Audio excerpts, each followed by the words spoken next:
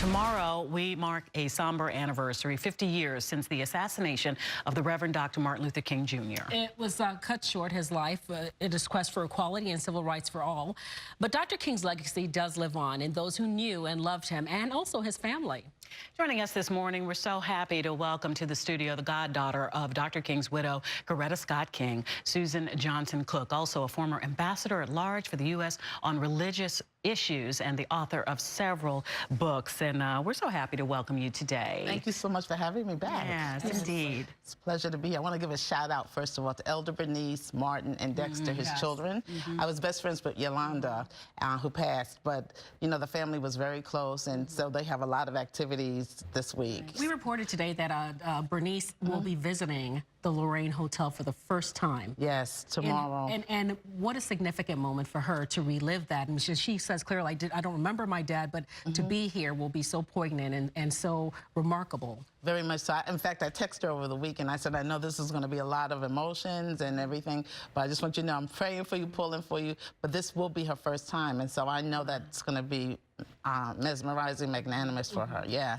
How would you like to see Dr. King remembered, especially this week? Like, what should we be doing this week to honor his legacy? You know, he was a man, he had a movement, but most of all, he had a mission. And I think what we have to do is be mission-centered again. Everybody has something to do in this life. He did his. And so we must continue with whatever our assignment, our mission is on this earth. And so I think we want to remember him for a man that was true to his mission.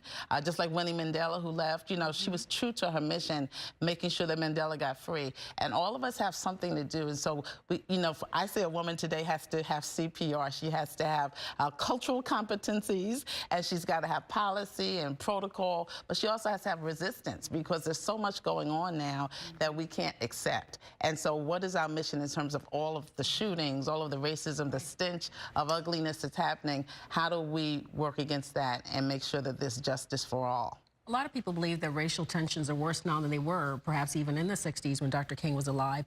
What do you say to that? And do you think that Dr. King would agree that things are actually worse today than they were back then? They certainly are. I was born into the civil rights movement, so I'm a civil rights baby. But I remember Jim Crow in the South when we would go south to visit our relatives.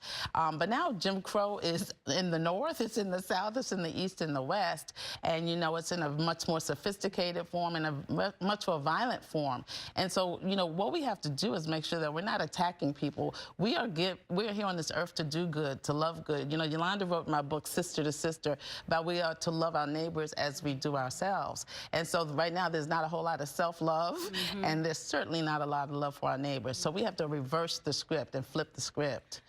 Poll that came out, just interesting, piggyback on what you were saying, Maureen. Whites and blacks see this progress differently. A great deal of progress is the question over the last 50 years. White people who were polled say 39% say, yes, a great deal of progress has been made. 9% of African Americans say a great deal of progress has been made. So my question to you is, we know the numbers. We know that I might feel differently from a white sister or brother of mine. Yes. But how do we bridge that gap? That's the question. Well, you know, they tried to do away with, affirmative action, but you have to, if the playing field's not level, then it will never be level. You have to level the playing field. You know, and Sheryl Sandberg talked about leaning in. I said for women of color, we have to first get in before we can lean in. So we have to look at terms of job, economic growth, access. Last night, I think it was on the Tonight Show, they showed a picture of the White House interns, and there was like one African American. Right. So, you know, you have to be intentional about making sure that there's diversity everywhere and every level. Gender diversity, racial diversity, economic diversity. You know, to me, though, the frustrating part is, how do you change the mind of a sensible neighbor of yours that you think that you understand eye to eye on issues, but then no one wants to go into the historical differences and say, okay, black people are starting at a disadvantage in this country. Right. And nobody wants to hear that because on the surface, everything seems fine. Right. I guess that's my question. I don't know if you could tap into the King legacy on how to change hearts and then minds so that we can all progress as one. One is to be consistent and persistent. You can't stop even though you get a no. For me, every no is just an opportunity to get closer to a yes. So you have to be intentional about it. You know, my group called Pro Voice Movement for Women, it's women of color, but we brought together women on opposite sides of the aisle, women who have never sat together. You have to be open to at least the conversation. I think Oprah started doing that between some Democrats and Republicans. You have to be open to the conversation. And once the conversation happens and you spend time about it, then you begin to see that some change does happen. So people who never would sit at the same table are now friends, and they're doing things together. And so it's about a perspective of reconciliation, and you cannot stop. That's what Dr. King is like. We cannot stop. You can put the dog hoses on us, the fire hoses on us, but we're going to keep on marching. And so I think you have to be intentional and never give up.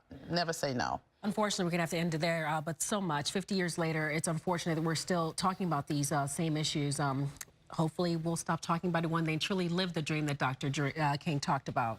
Thank you so much for having me. Right, Ambassador Suzan Johnson-Cook, thank you so much for stopping by. We enjoyed some great photos of you and your mentor and godmother, too, in that time. So be sure you're with us tomorrow morning as we take a closer look at the MLK assassination with live reports from Memphis. We'll look at the lasting impact here in our region, including the riots that burned parts of the district, the scars they left, and how the city has tried to move forward. That's coming up tomorrow in live reports from Memphis and beyond.